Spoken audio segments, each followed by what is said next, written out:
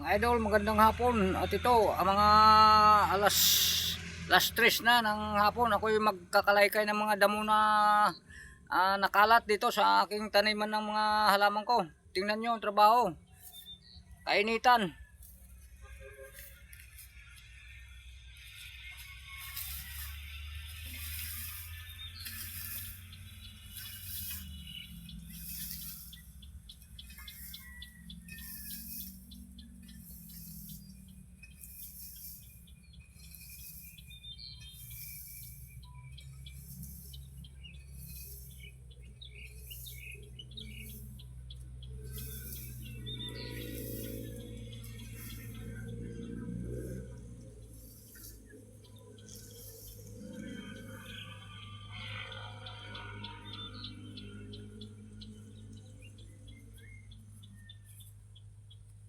Kailangan maalis ang damo. Mainit at ako'y ano muna at maluang pa ang aking kakalaykayin. Tingnan nyo. Hanggang doon. Yun.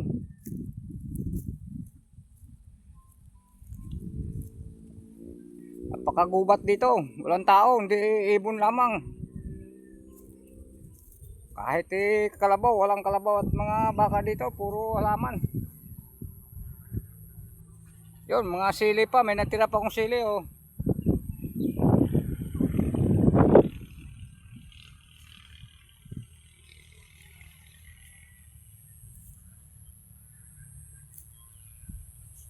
Pakalawang pa yan oh. Yun sa dulo. Mga ano. Hanggang doon sa ibaba.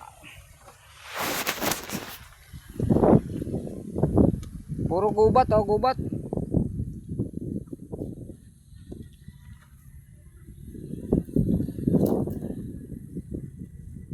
Kaya kailangan talagang tuloy-tuloy ang trabaho kasi malapit na magtag-ulan, magtatanim na ng mga halaman.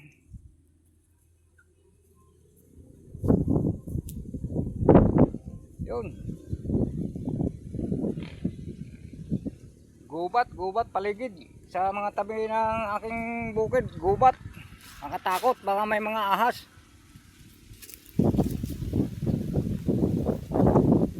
Ito ang aking pahingahan oh, yung ano ko. Pahingahan ko yung katre na luma.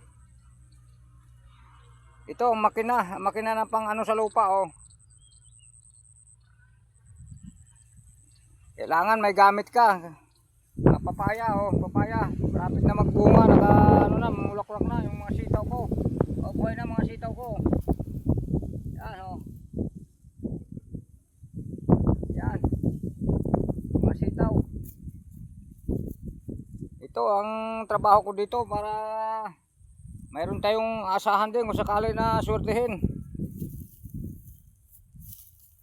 Tiyaga lang tayo. Yun, ang lalaki ng mga puno dito oh. Puro gubat dito sa paligid.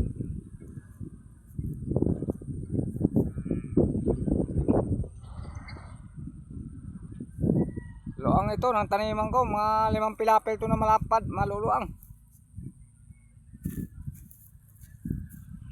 Yan, yung ipot ng manok nakahanda na. Talagay sa sako. Ang sitaw ko. Yan, mga sitaw ko yan.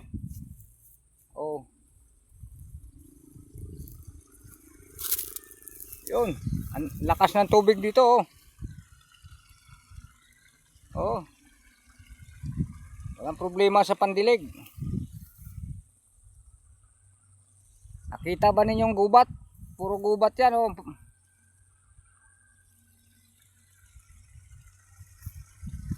Kailangan ng lakas din ng loob mo. Baka may mga dito, kapre at saka mga ahas.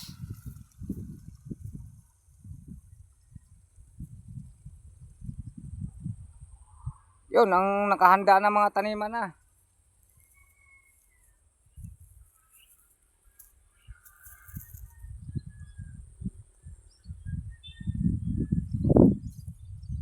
Pero malapit naman sa kalsada, oh.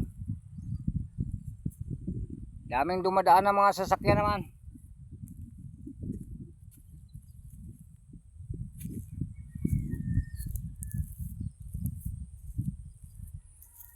Ituloy ko na ang aking kalaykay para mayroon din akong magawa sa maghapon. Huwag natin sayangin ang oras.